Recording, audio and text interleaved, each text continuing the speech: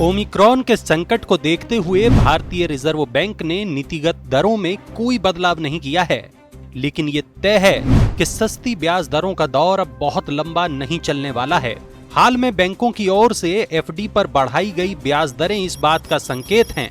साथ ही महंगाई का बढ़ना भी एक चुनौती है। महंगाई बजट बिगाड़ने के साथ साथ उनके लिए भी चिंता का सबब है जो बैंक में एफडी जैसे विकल्पों में निवेश करते हैं।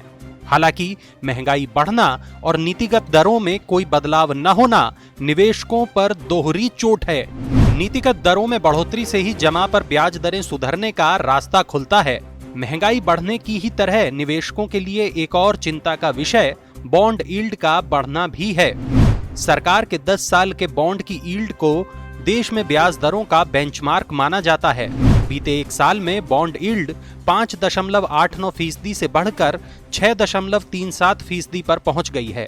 बॉन्ड यील्ड यानी निवेशकों को बॉन्ड में निवेश करने पर किस दर से ब्याज मिलेगा। जब बॉन्ड की कीमतें बढ़ती हैं तो यील्ड घटती है और इसके उलट जब बॉन्ड की कीमत घटती है तो यील्ड बढ़ती है।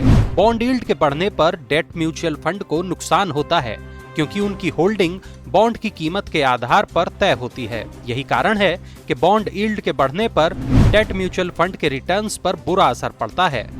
तो फिर क्या करें म्यूचुअल फंड निवेशक? बाजार के विशेषज्ञों का मानना है कि छोटी से मध्यम अवधि के लिए डेट म्यूचुअल फंड में निवेश करना कम जोखिम भरा है। क्वांटम म्यूचुअल फंड में fixed income fund manager Pankaj Pathak कहते हैं, ब्याज दरों में बढ़ोतरी लंबी अवधि के बॉन्ड्स के लिए नकारात्मक है क्योंकि ब्याज दरें बढ़ने से बॉन्ड की कीमतें और गिरेंगी। निवेशकों को इस समय ऐसे डेट फंड्स में निवेश करना चाहिए जो छोटी अवधि के डेट विकल्पों में निवेश करें।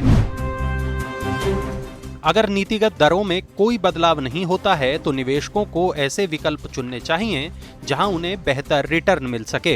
हालांकि उनमें जोखिम का भी ख्याल रखना होगा। आरएसएम इंडिया के संस्थापक सुरेश सुराना कहते हैं, निवेशकों को ऐसे विकल्पों को चुनना चाहिए जहां रिटर्न महंगाई की दर से ज्यादा हो। ऐसे में इक्विटी आधारित उत्पाद ज्यादा बेहतर विकल्प हो सकते हैं।